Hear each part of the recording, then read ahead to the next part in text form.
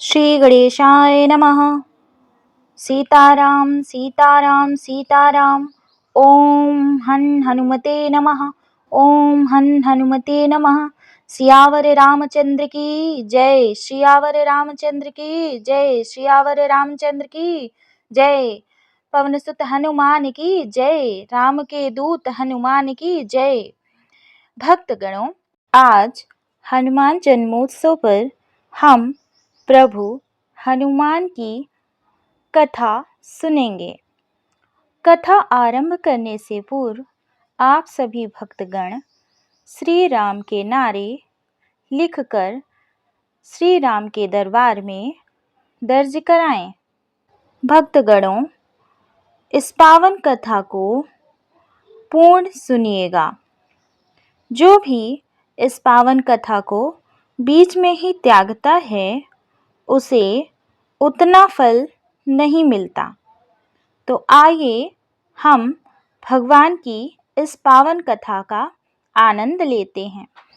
एक पौराणिक कथा के अनुसार अंजना, जैसा कि हम उसे कहते हैं, देवताओं के राजा इंद्र के राज्य की एक खूबसूरत अप्सरा थी, जिसे स्वर्गीय युवती पुंज कस्तला के नाम से भी जाना जाता था। एक दिन जब पुंज कस्तला स्वर्ग में भ्रमण कर रही थीं, उन्होंने एक वानर ऋषि को ध्यान में डूबे हुए देखा। इस वानर को देखकर पुंज कस्तला खिलखिला उठी। उसकी भक्ति की प्रशंसा करने के बजाय वह खुद को नियंत्रित नहीं कर पाई और जोर से हंसने लगी। वानर ऋषि इतने गहरे ध्यान में थे कि उन्हें पता ही नहीं चला कि उनकी कोई उन पर हंस रहा है, उनकी कोई निंदा कर रहा है, उनका कोई उपहास कर रहा है। पुंज कस्तला ने सोचा कि वह उसे अनदेखा कर रहा है। पुंज कस्तला ने उसे और भी परेशान करना शुरू कर दिया और उस पर बेरहमी से फल और पत्थर फेंके। जब एक आम ऋषि के सिर पर लगा तो उन्होंने अपनी आंखें खोली और चौंक गए। उनका ध्यान टूटा। उसने गुस्से से चारों ओर देखा और पुंज कस्तला को एक और पत्थर फेंकने के लिए तैयार देखा। वानर ऋषि ने अपना धैर्य खो दिया और पुंज कस्तला के व्यवहार पर क्रोधित हो गए। वह इस बात से और भी क्रोधित थे कि उसने उनके ध्यान में बाधा डाली थी। वह इतना क्रोधित हुए कि उन्होंने उसे श्राप दे दिया। श्राप यह था कि वह वानर का रूप धारण करेगी, क्योंकि उसने एक वानर का मजाक उड़ाया था। पुंज कस्तला ने ऋषि से अपना श्राप वापस लेने की प्रार्थना की। उसने अपने कृत्य पर बहुत ही खेद हुआ और पश्चाताप भी हुआ। ऋषि देख रहे थे कि वह वास्तव में दुखी थी। तो ऋषि ने बोला कि श्राप तो वापस नहीं लिया जा सकता, मैं श्राप लेने में असमर्थ हूँ। फिर उन्होंने कहा, श्राप तभी टूटेगा जब वह भगवान शिव के अवतार को जन्म देगी। बंदर हवा में गायब हो गया। मतलब फिर ऋषि वहां से चले गए। वह भगवान शिव से प्रार्थना करती रही। उसने जंगल में टहलने का फैसला किया और टहलते टहलते एक आश्रम पहुंची। आश्रम के लोग दयालु और पवित्र थे। आश्रम के लोगों ने उस बानर रूपी मुख वाली स्त्री का उपहास नहीं उड़ाया। पुंज कस्तला बहुत भूखी थी, तो आश्रम के लोगों ने उसे फल खाने को दिए।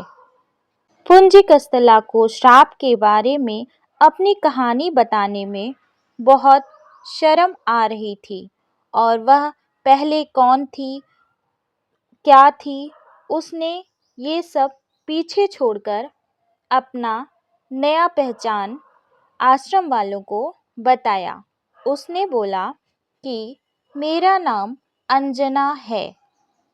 आश्रम वालों ने उसे आश्रम में आश्रय दिया एवं जंगल के प्रति उसे सचेत करते हुए बोला कि जंगल में रात में वह न जाए, क्योंकि रात में वहाँ एक विशाल राक्षस सांबा सदन रहता है।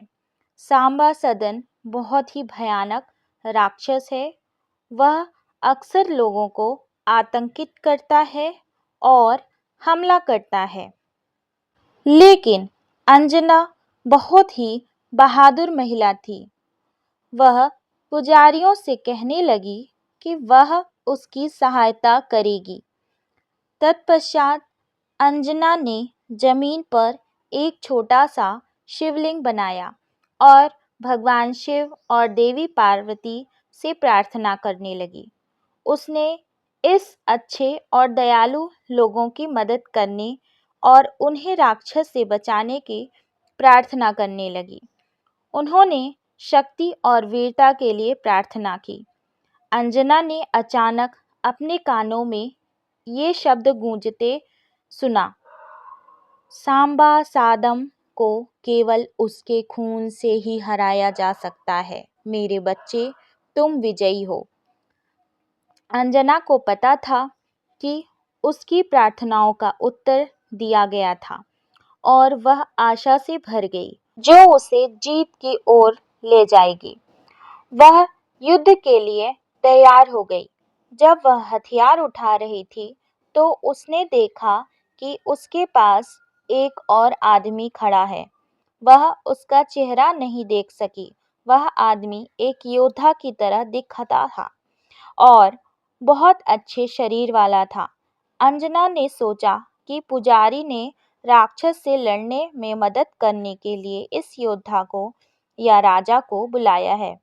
उस आदमी ने घावों का कोट पहना हुआ था और ऐसा लग रहा था जैसे उसने कई लड़ाइयाँ लड़ी हों। जब वह आदमी अंजना की ओर मुड़ा तो उसे अपनी आंखों पर विश्वास ही नहीं हुआ कि उसका चेहरा भी बंदर का था। बंदर आदमी ने खुद को बंदरों के राजा केसरी के रूप में पेश किया और यह उसका क्षेत्र था, अर्थात यह क्षेत्र राजा केसरी के अंतर्गत आता था। इस प्रकार माता अंजना और पिता केसरी एक दूसरे से परिचित हुए। उधर अचानक भयंकर गर्जना हुई। विशाल राक्षस आश्रम की ओर झपट रहा था। केसरी ने अपना हथियार उठाया और राक्षस पर हमला किया।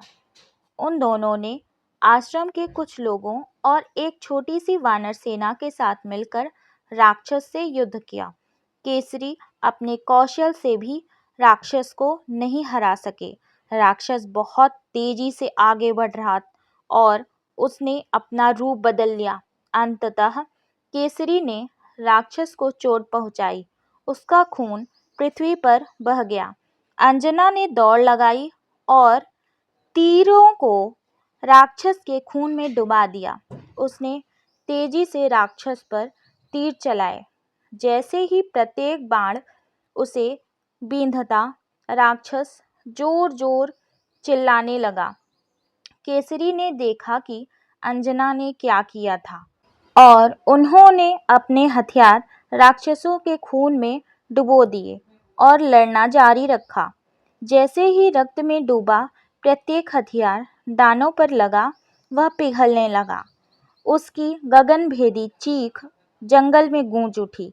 आखिरकार वह हार गया और जंगल फिर से सुरक्षित हो गया। एक पुजारी ने अंजना से संपर्क किया और उसे बताया कि जब किसी ने अपने लोगों को लड़ाई जीतने में मदद की है तो वे प्रार्थना के रूप में एक उपहार देते हैं। उसने अंजना से पूछा, क्या वह केसरी से विवाह करने पर विचार करेंगी? अंजना आश्चर्यचकित रह गईं।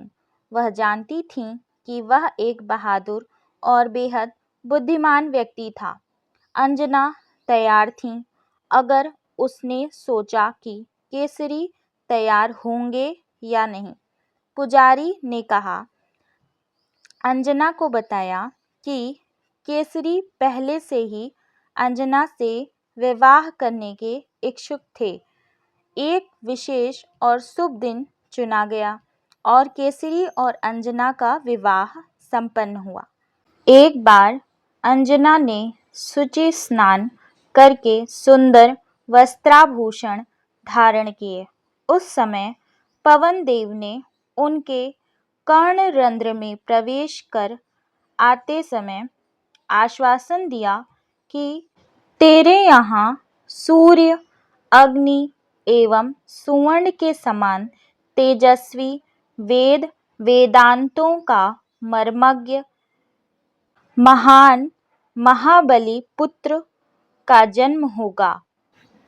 इसी बीच अयोध्या शहर में राजा दशरथ की अपनी कोई संतान नहीं थी और वे बच्चों के लिए एक अनुष्ठान कर रहे थे। उन्हें अपनी तीनों पत्नियों के साथ बांटने के लिए एक मीठी खीर दी गई।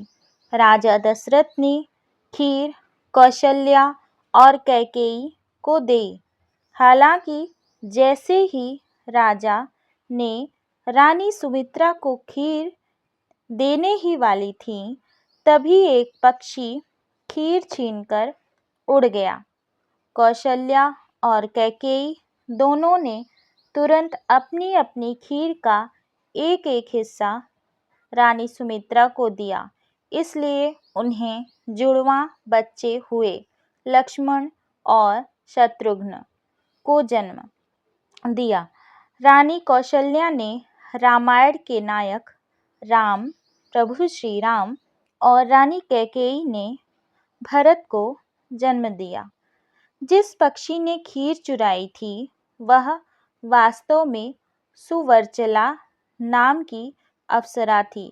सुवर्चला बहुत जल्दबाज थी और अवसर बिना सोचे समझे काम करती थी।